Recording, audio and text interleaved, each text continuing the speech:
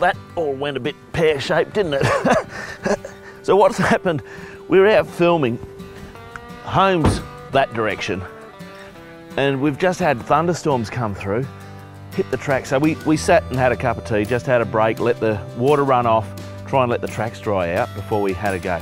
We've had 2 goes on this hill, tried the left line there, got in that rut. I was hoping I could straddle it, didn't work. So now we've tried this line, it's not happening. Now this is where you pull out your winch. So the first thing I've done before I got out of the car, handbrake on, in gear, and I got the cameraman to chuck a chock under that back wheel. That other back wheel's in a rut, so it's not going anywhere. So how about I show you how to do a winch recovery, come on.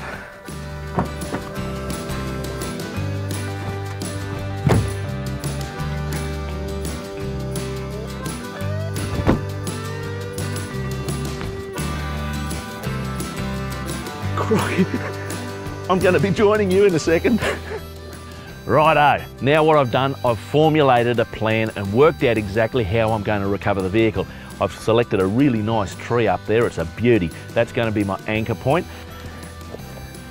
Now this is an air damper.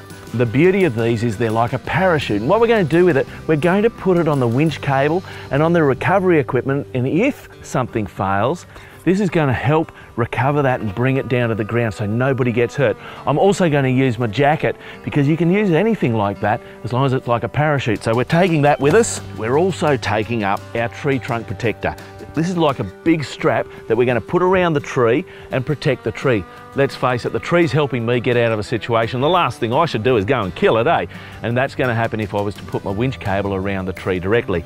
I've also got a rated bow shackle that I'm going to use to join the 2 ends of this together and put my hook on there.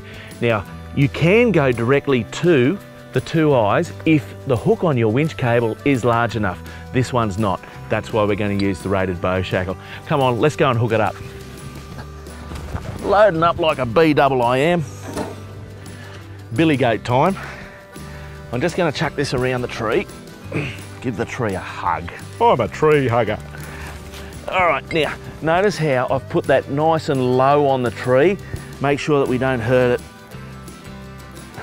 And also leverage, you know, the higher up the tree, the more chance of pulling a tree over. Now, obviously not going to happen with a little tree like this, but if we were to be pulling at a tree that might be a bit dodgy, hey, that could be a problem. All right, notice I'm putting the eyes in the bow part of the shackle. That's why it's a bow shackle. Chuck my pin back in. Grab my winch hook, which I'm standing on. There it is. It's great fun working on the side of a mountain.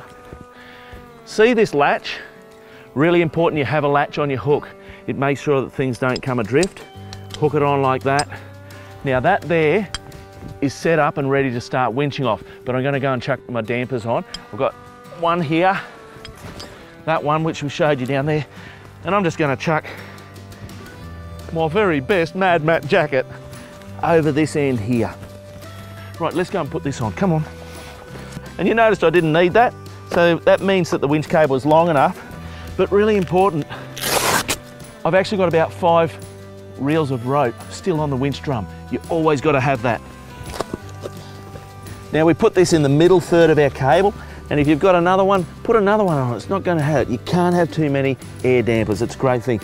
Now something that happens when we're on a really steep hill is that they can tend to want to slide down the cable. So put the cable through the Velcro. It helps hold them in place. Right, time to go winching. Come on.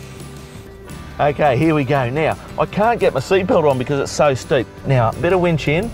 There we go. Winch is on. Now, I'm straightening the wheels just to keep me away from that rut as I'm winching. Trying to be very gentle. I don't want to jerk that cable. So it's pulling me towards that rut. I don't like it. I don't want to hurt the car. And I don't want to get more stuck.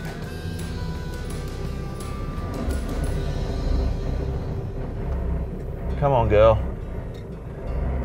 Oh, there we go. Oh, geez, that back's getting close. You feel that front wheel's coming up. Come on, girl. See how the cable went slack there? I didn't want to jar it, so I came off the power because you don't want to shake the cable and shock load it. Now I need to go and reposition that air damper. I'm going to get my cameraman to do it because I don't want to get out of the vehicle at the moment. So we're going to move it up into the middle third again. And to do that, I'm going to put my handbrake on. I'm going to put a bit of cable out so it's not under tension so that my cameraman can approach it safely. Now the other advantage of resetting the damper is it gives me a chance to rest the winch. You want to make sure you do that. Just give her a rest every so often. Oh, gee whiz. Oh! See what I was trying to stop happening? Now, this is full on. Come on, girl. This is full on winching. I'm almost at the point of thinking of doing a double line pull. There she goes.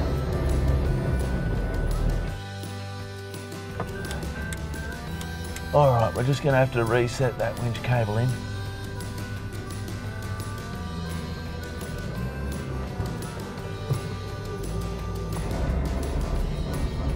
Notice I haven't got too much wheel spin. Righto, there we go. Well, there you go, we're up. That was as close as. Anyway, enjoy your four-wheel driving and winch safely, won't you? I'm Mad Matt. Stay safe on the trails.